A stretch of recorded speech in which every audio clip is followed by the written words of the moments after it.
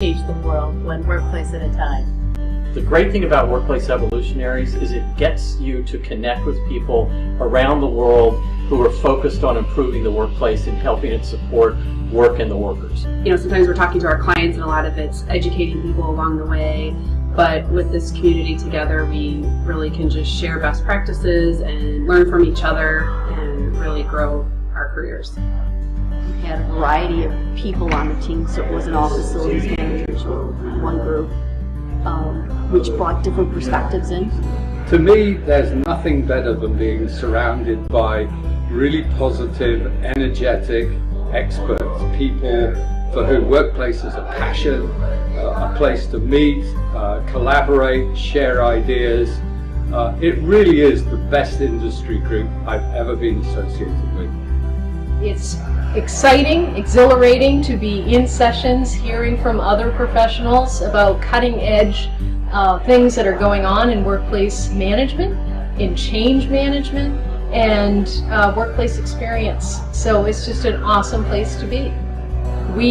Makes me feel welcome. For me, as an architect, it's the knowledge that you get, and again, the resources to call upon somebody to help. If you have an issue that you have to deal with, and you know somebody's done it, you just have to reach out there, and you're going to get the support that you need. And it's again using the term community, hence the IFMA community. It's a great thing to have the future of work, thinking about the people, thinking about the way of work, having not only the workplace, but also thinking about the people, the technology. We are bringing the WeHub to Belgium in the near future, and I think this will be a good opportunity to get FM even more on the map. What can I say? The Workplace Evolutionaries is the community that I most enjoy. It's the place where I get the latest trends, the technologies, the culture, the change management. It's happening at We.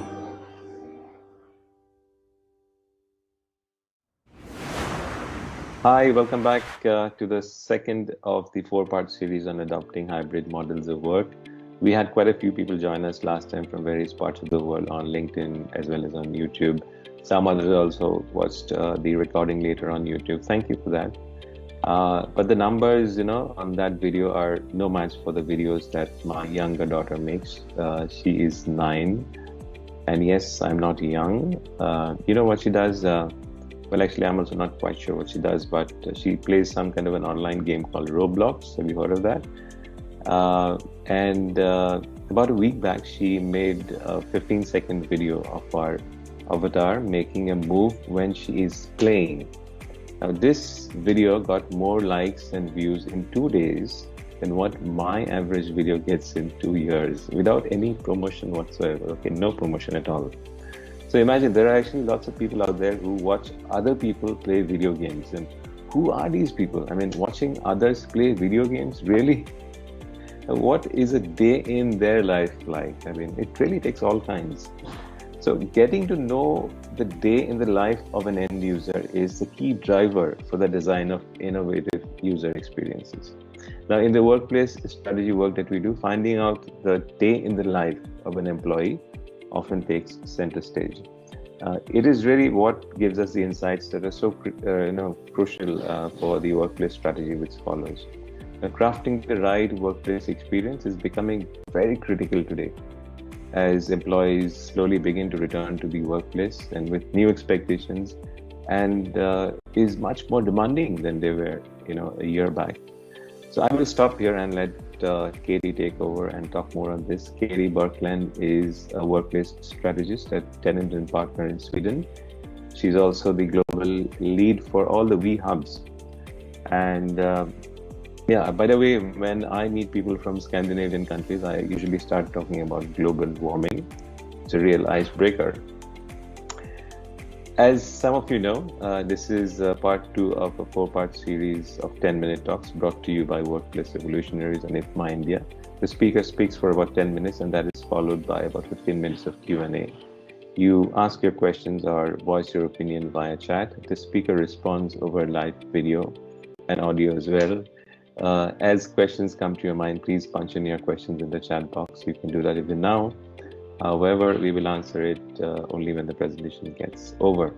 So thank you for joining us, Katie. Over to you.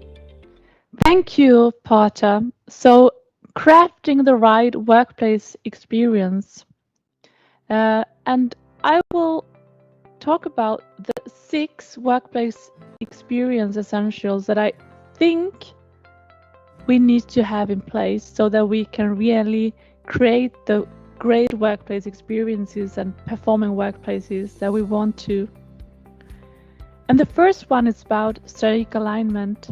And this is very much where we need to start to align our workplace and workplace experience with the mission, vision, strategy, and goals of our organization to really make sure that we achieve what we want to achieve. And what we want to achieve is, for many organizations today, about attractiveness, productivity, efficiency, sustainability, and security. So really making sure that that is what we can create. And the number 2 essential is about people centricity. To put our people in the core. And workplace is about engagement and empowerment of our people. Nothing more, nothing less. That is what workplace is about. And it's about creating that experience and creating that toolbox to make all our individuals and teams and the whole organizations to perform at their best and realize their potential. And technology and premises we have as enablers, so really helping us to create this experience. And the experience that we want to create, it doesn't start when we enter the office. It starts today already in the morning, in our beds, taking up the phone and checking our messages or calendar. So we need to also make sure that the experience is aligned whole way. And one of the most common questions today is, what does the future workplace look like? And to that, I'd say that for me, the future workplace is a very important platform for culture creation, for collaboration, for innovation. And maybe it's even more important than before. But I don't think that that's the main question that we should ask ourselves. I think we need to start with our people, with our employees. Who are they? Who are they today and tomorrow? Who are we trying to attract? What do they do? What do they need?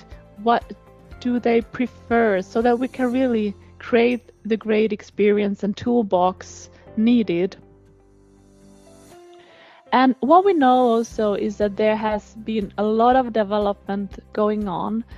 This is Jacob Morgan's evolution of the employee, and everything that we see there on the right side, it is not futuristic. It is here today, was here yesterday, and also even before the pandemic.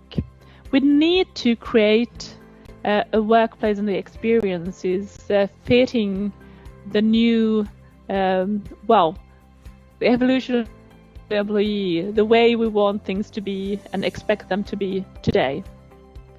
And a few things that are really, really important for us, for our engagement, is that what we do feels meaningful, but also that we are enabled to influence what we do and our workplace, work lives, and also that we can develop our skills.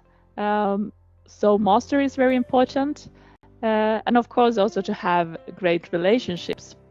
And I have put here the word together in end, because together we can create more value and we can influence more, we can learn more together, and we can have fun and have these great relationships.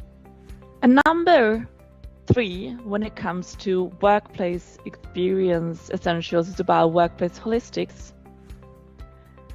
So workplace experience is really about holistics, and it's about the physical environment, the digital environment, the psychosocial environment, and those parts together create the experience of our employees. So it needs to be consistent, and we need to work with all of them together simultaneously.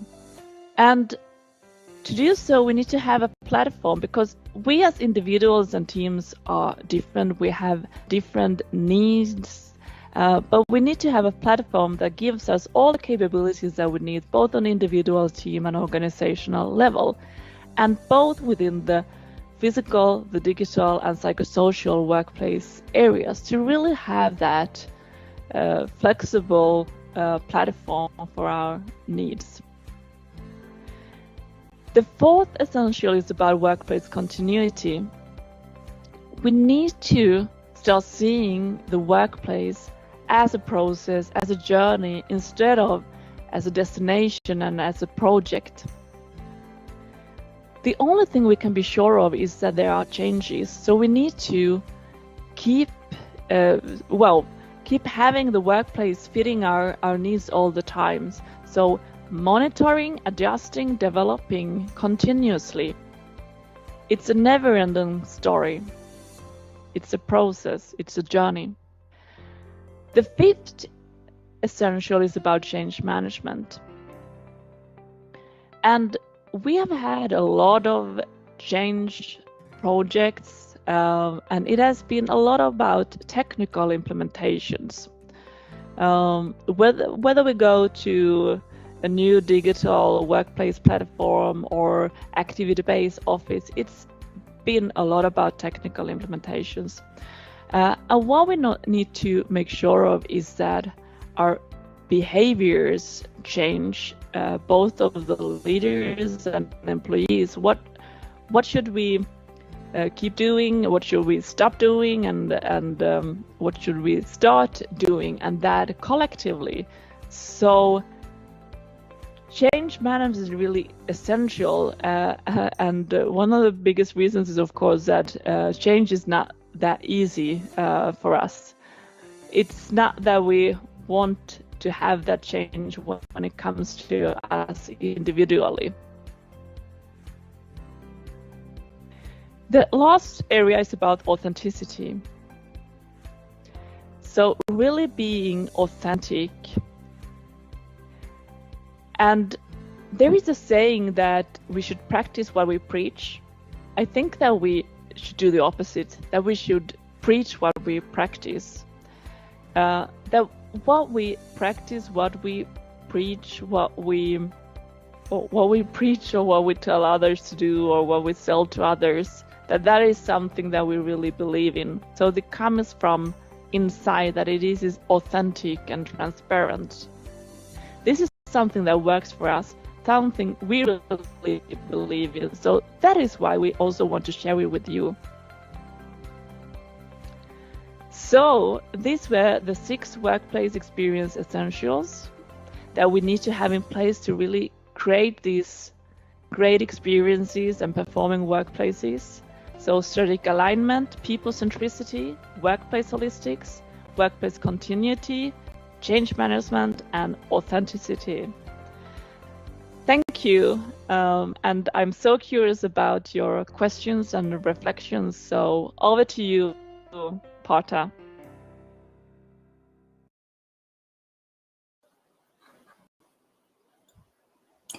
Thank you, Katie.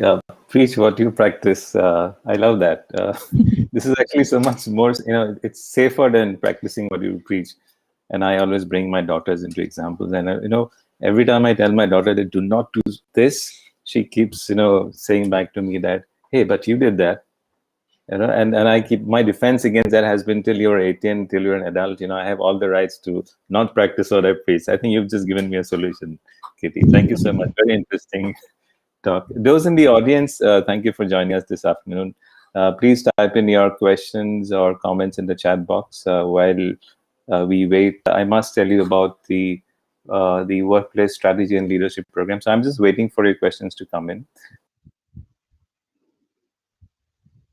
You've heard of this? Sorry, I went off there. I'm just playing around with too many screens. So there's a program from we called the Workplace Strategy and Leadership Program, or WSL. This is actually the world's first and only program that is designed to develop workplace management skills and optimize the value of your work. It is relevant to all industry domains, but perfectly suited for facility managers, HR managers, workplace strategists, designers, program managers, project managers, and real estate professionals. It's been very popular in the West, in Europe, and in the US, and we bring this to India now. So I will share a link with you in a bit, so please write to that link, and you can also download the brochure from that link. So let's see if we have any questions just now. I think also it's a very interesting now. We are not in the post-COVID era yet. And prior to the COVID, there was a lot of focus in our physical offices, and now during COVID, we have been working a lot from homes. But after COVID, we will have this new era where we are both in offices, we are at homes, but we are also in all those third places wherever they are. So really creating that experience that is consistent wherever I am, but also I think that we need to look at time differently also. So not just wherever we are, but also whenever. 24/7 workplace in some ways. So when you talk about creating an experience, I know it sounds nice theoretically, but Kati, has it really, has the focus of organization changed in the COVID era now? Have they become more caring about the employees and really designing it? Or is it some kind of fluffy talk that they're doing? Has there been any change in the organization's outlook towards creating user experiences?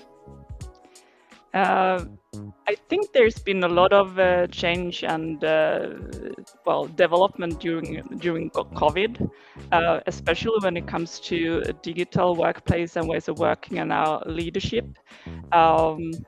And I think that we were in this direction already before COVID, but it just helped us to accelerate everything.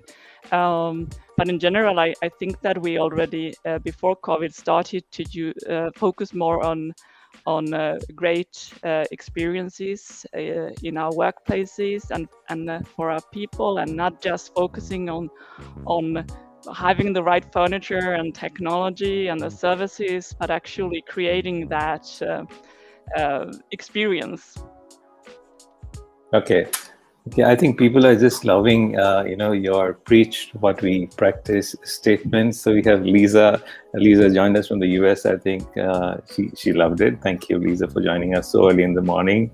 We also have Kavita. I think she's from Singapore. She also likes it. And there's a question from Lisa. Can you read the questions on the screen, Kati? Yeah, I can read it. What have you found to be the most effective way to focus leaders' attention on the importance of creating an effective workplace experience? I think that for every organization that I work with, we try to have a clear process of how we do things. So we start with what are the facts, how are things going on here, all the kinds of employee, how our employees are feeling, and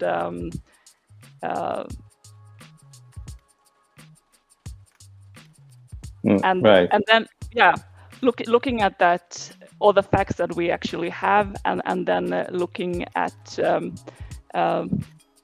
what are the goals? Why are we doing? What are the drivers? Why want we do this? What is the issues? And what do we want to achieve? And right now, it has been a lot of collaboration, for example, but also attractiveness, and a lot of organizations are also very worried about culture in post-COVID era. Do we get our employees getting back to the office again? And how can we actually maintain our productivity, innovation, and culture in the longer run when we do not meet each other physically anymore, or at least not in that extent that we did before? Right. I think that there's a question which is connected to what you just said. How do we manage continuity despite all the recent breaks that have taken place? What are we meaning with recent breaks, Ivani? Could you? I think, yeah, I mean, they cannot speak to us. Probably about, your statements, I think are very pertinent in a normal times, but because of the breaks that we've had with the COVID and disruptions that we've had, how do we ensure that that we continue with those noble practices? How do you sustain those practices? Despite different breaks, we need to monitor everything in the workplace, and how the work is done, and how our employees are feeling, and what's going on all the time. So despite the breaks, but also despite if we are in the office or at home, so wherever we are. So that's a continuous monitoring, and then adapting and developing further both the physical, the digital, and psychosocial environment areas. Thanks. Chris is asking, to what extent do you think climate change will impact the workplace strategy in the future? That's a very good question, Christopher. And I think that we have had very much positive impact from the COVID, and accelerated the positive impact, and that we are now reflecting much more in future if we need to take that business trip or not, or even when to go to the office. For example, if I only have 1 or 2 hour physical meeting planned, I try to make that to a digital instead. So really being more reflective.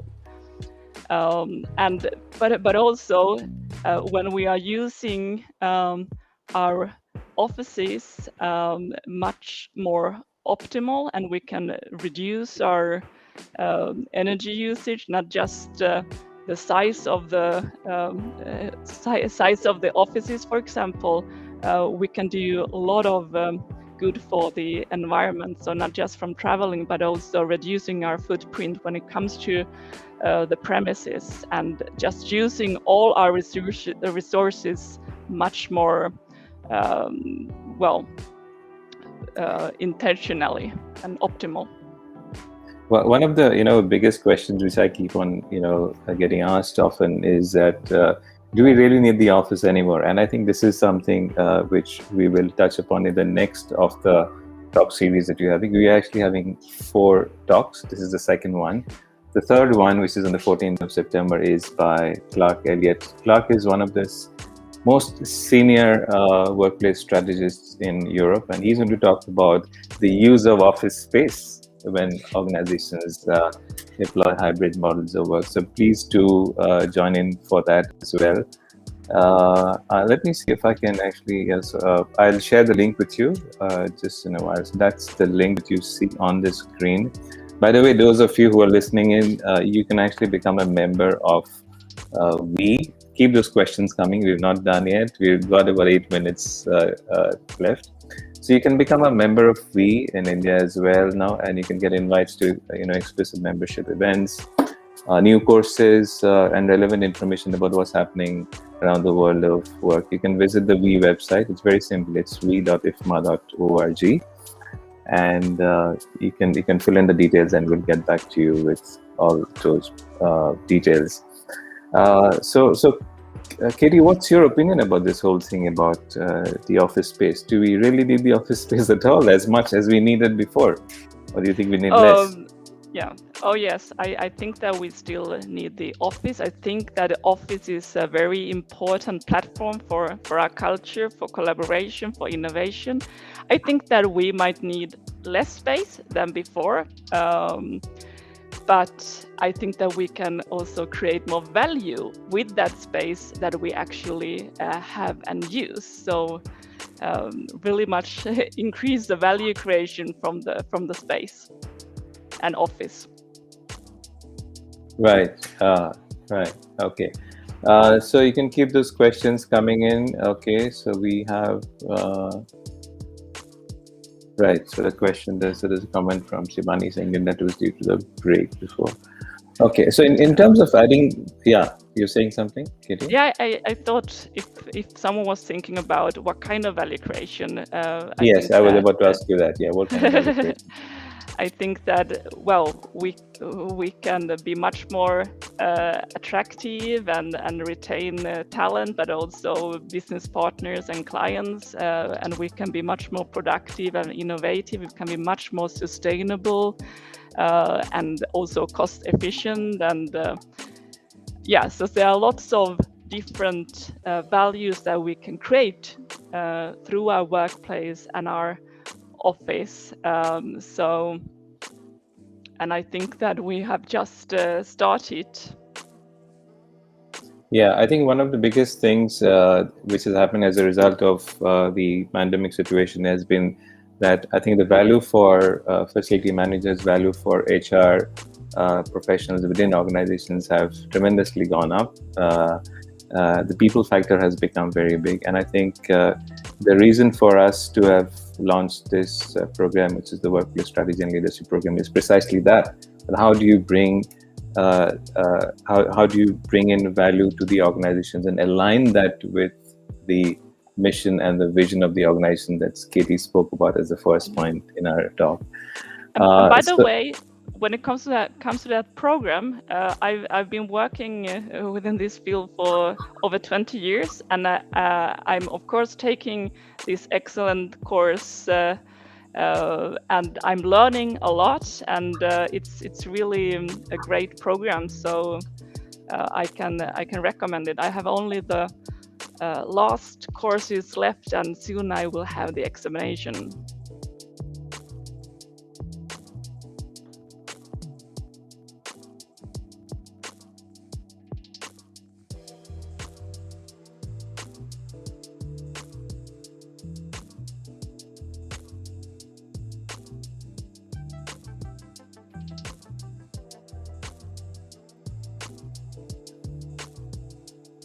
Sorry, I think I disappeared for a bit there, but that brings us to nearly the end of this half an hour. We promised to keep it short because our lives, as you know, have been broken up into hours.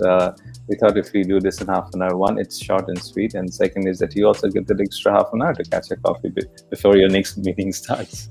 That's the whole idea. We must admit that the whole thing would not have been possible without the support of IFMA in India, as well as the WE board globally. And I'd like to thank both IFMA and WE for this. And I'd like you to register for the next session, which is by Clark Elliott on the 14th of. So that's the link that you see on the screen just now. Thank you to the audience for joining us this afternoon. Thank you, Katie. Thanks a lot, and hey, huge thanks to the audience for giving us your 30 minutes. Bye for now, and see you soon. I think there's a last question which has come in. Okay, so we'll take this question. There's a last question which has come in. Is there any strategy for employers to bring employees back to the workplace post-COVID? Is there any strategy, any specific strategy? I think the best strategy is to create very attractive offices and workplaces and have a lot of fun together. I think we still need that those physical meetings with each other, but just to create great places that we want to go to, not places that we must go to, but that we really want to go there and meet each other and collaborate. Right, it's become quite a challenge, right, to get back employees to the workplace. So I think we do have to put that extra effort now to get those employees back, because they've got so used to having home-cooked, wife-cooked, mom-cooked food at home, and doing everything from home. Indeed. So we look forward to seeing all of you next time. I think Clark will probably take this up forward, because he's actually going to talk about what's the use of the office, in this whole scenario. So please join us on the 14th of September. Thanks once again, Katie. Thanks to the audience, and have a good day. Bye for now. Thank you. And connect on LinkedIn if you want to.